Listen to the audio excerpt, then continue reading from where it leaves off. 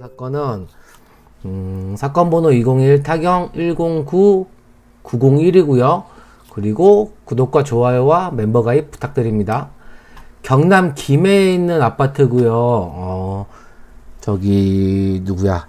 아까 말씀하신 그 토이월드님이 김해 아파트 좀 해달라고 해서 가져왔는데 좀 특이해요. 사건이 좀 특이해서 요건 제가 맨날 가져오는 아무 문제 없는 사건 그런 건 아니고 좀 조사를 해야 되는 거라서 좀 재밌지 않을까 해서 가져왔고요.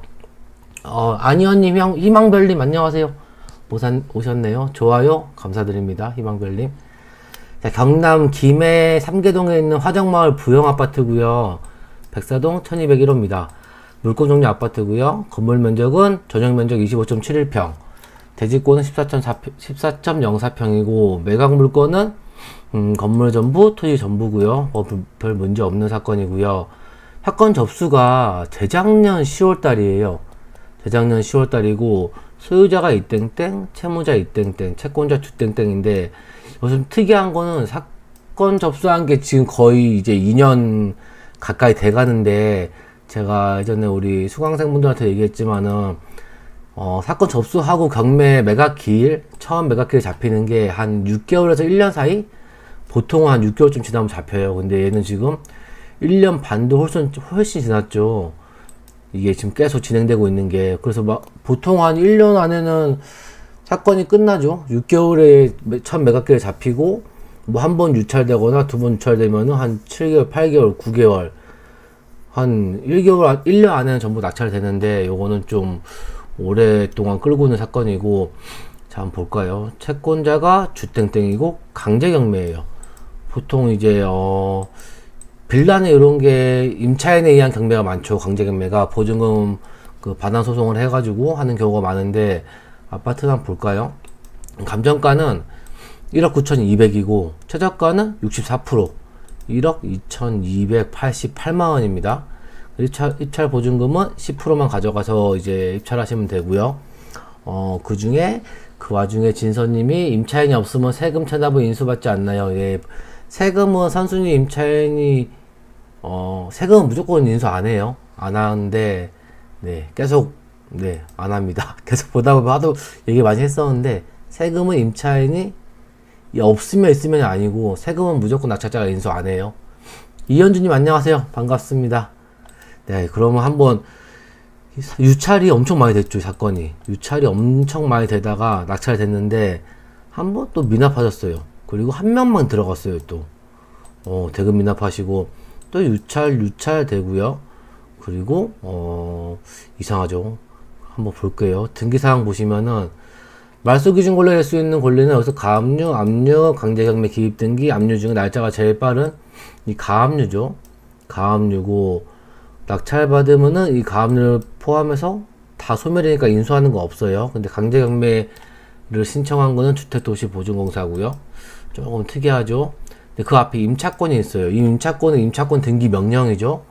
임차권 등기 명령일 확률이 크죠. 대부분은 임차권 등기 명령이니까. 그리고 개인이 임차권 등기 하셨어요. 좀 특이하죠. 근데 위에 보면은 이렇게 임차인이 계시고 전입일자가 17년 6월 13일. 근데 말소기준 권리는 21년 6월 28일. 그럼 선순위 임차인이죠. 일단 선순위 임차인인데 이분이 임차권 등기 명령을 하고 이사 나가신 것 같아요. 보통은 임차권 등기 명령하면은 이사 나가죠. 예, 임차권 등기 명령이란 거는 등기된 이후부터는 전출을 해도 기존 집에 전입은 살아 있는 거죠. 이렇게 전입하고 확정일자가. 근데 또 한 명 더 있어요. 전입일자가 19년 9월 5일. 말소기준 권리보다 빨라요. 이분이 임차인일까요? 아닐까요? 이게 이 사건의 약간 두 가지 중에 한 가지 핵심인 것 같아요. 하나는 임차권 등기가 인수하니까 보통 이렇게 되면은 낙찰 받으면은 이 임차인의 배당 요구를 했으니까 미배당금은 낙찰자가 인수하는 거죠. 요것 때문에 못 들어가죠. 사실 못 들어가는데 일단은 이 사건 좀 달라요. 근데 이분이 만약에 임차인이라면은 전액 인수죠. 배당 요구 안 했으니까 이 두 가지를 풀면은 이 사건은 들어갈 수 있는 거예요. 일단 여기까지 보고 그러면은 이 임차인분 일단 미배당을 인수를 해야 되는데 특이하게 이 사건은 매각 물권 명사서를 보시면은 매각 물권 명사서는 구성을 보면은 여기는 이제 말소기준 권리죠. 말소기준 권리고 정보 출처의 구분을 봐야 되죠. 임차인은 등기사항 전부 증명서 임차권 등기가 돼 있다. 1억 8천. 전입은 17년 6월 13일이고 확정일자는 17년 5월 17일이다. 거의 정상적인 임차인이죠. 왜냐하면 전세 계약하면은 보통은 이렇게 확정일자가 빠르니까. 왜냐하면 보통 계약서 들고 확정일자 먼저 받잖아요. 그래서 좀 빠르고 이게 화면이 좀 키우니까 안 보이네 또. 그 또 아래는 한 명 더 있어요. 정보 출처의 구분은 현황조사. 현황조사는 사실 제가 맨날 얘기했지만은 요건 정확한 게 아니에요. 그러니까 집행관님이 현황조사 나가서 보고 듣고 조사한 걸 기록한 거죠. 요 두 가지를 해결해야 되는데 우선 이거 임차권 등기. 임차권 등기는 여기 보시면 김땡땡님은 주택도시보증공사 신청 채권자인 임차권 승계인임. 주택도시보증공사가 임차권 승계자죠. 승계자인 거고 그리고 요 아래 보시면은 이걸로 보지 말고 이걸로 보자. 요 아래 어디 갔어? 여기 임차권 등기권자 김땡땡님의 승계인인 주택도시보증공사는 우선 변제권만 주장하고 대항력을 포기하여 보증금 전액을 배당받지 못하더라도 임차권 등기를 말소하겠다는 확약서를 제출했다. 이거 지난번에 했던 사건이죠. 비슷하죠. 이거는 이 말이 뭐냐면은 이 미배당금 안 받겠다는 얘기예요. 미배당금을 포기하겠다 이 얘기고 그러면은 이게 지금 5월 4일자로 제출됐는데 23년 5월 4일자 앞에 미납하신 분은 5월 4일 전이죠. 전이어서 선순위 임차인이 있는데 입찰하신 거예요. 입찰하니까 안 맞아 보이니까 미납하신 것 같아요. 근데 그 시기 지나서 5월달 초에 대항력 포기 확약서를 제출했으니까 이제는 이분은 선순위 임차인이 아닌 거죠. X. 왜냐면 미배당금을 인수하지 않으니까. 그리고 한 가지는 해결됐어요. 됐는데 또 문제가 있죠. 이분은 누굴까요? 그게 중요해요. 사실상 이분이 이제 여기 쟁점이 뭐냐면은 임차권 등기 명령을 하고 이사를 나갔을 거예요 아마. 나갔는데 새로운 분이 전입했어요.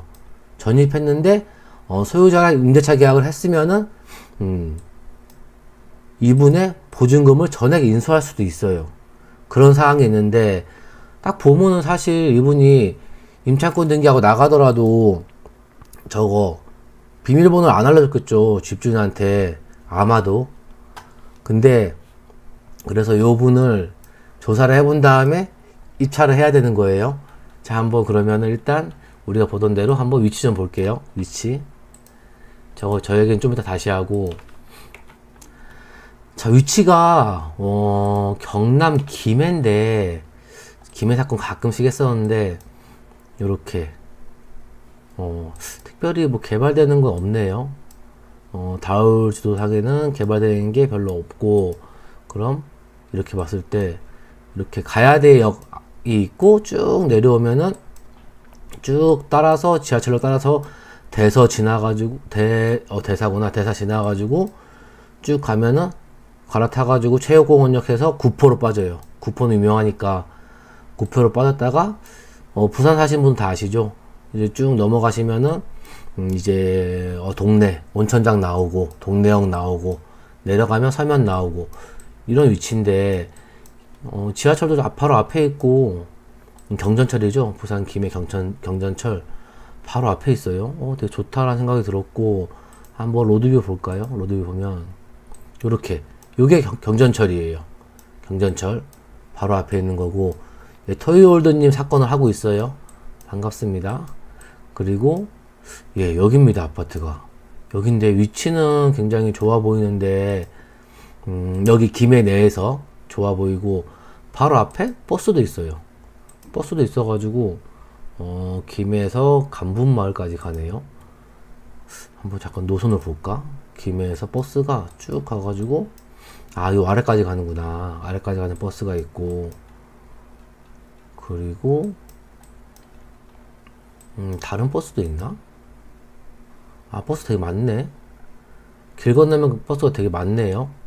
많아서 버스도 좀 괜찮을 것 같고, 요런 지역입니다. 한번, 그러면 시세를 한번 볼까요? 시세가, 자, 과연, 왜 미납을 했을까? 이분은, 시세 때문인 것 같은데, 면적은 한 가지밖에 없네요. 한 가지밖에 없고, 107제곱, 32평형이고, 도면을 보면, 요렇게, 방 3개짜리, 거꾸로 엘리베이터 있고요. 문 들어가면은 방 바로 보이고 화장실 보이고 이쪽에 방이 있고 거실 구조가 조금 일반적이지 않네. 여튼 이렇게 있습니다. 있고 실거래가를 한번 볼까요? 실거래가 보면 실거래가가 사실 이렇게 2억 2천에 팔린 게 있어요. 근데 여기 딱 하나밖에 없어서 나머지는 다 이제 한 2억 좀 안 되거나 1억 9천 정도. 그리고 현재 매매 나온 것도 1억 8,500이 있고요. 1억 8,500이 있고 2층은 1억 6,500. 2층. 근데 우리 거는 지금 12층이죠. 12층이면은 얼마로 봐야 될까요? 1억 8,500 10층. 1억 7,700, 1억 9,500, 1억 8,500. 1억 8,500. 1억 8,500 정도 되지 않을까요? 1억 8,500? 전 1억 9천 볼게요, 요거를. 1억 9천으로 보면, 이거 뭐야. 이거 뭐야. 이게 나왔네. 1억 9천으로 보면은, 지금 매도할 수 있는 금액이 1억 9천이다. 라고 가정을 하고요. 그리고, 현재, 거의 감정가랑 비슷하네. 감정가랑 비슷하고. 근데 여기서 이 5월 달에 대학력 포기 확약서를 낸 다음에 1억 5,300만 원대가 있었는데 아무도 안 들어갔어요. 만약에 이게 1억 9천 정도에 팔린다고 치면은 이때 들어갈 법한데 신기하게 안 들어갔어요. 안 들어갔으면은 지금 이 사건의 문제 두 가지 중에 한 가지는 해결했죠. 한 가지 해결됐죠. 선순위 임차인의 미배당금.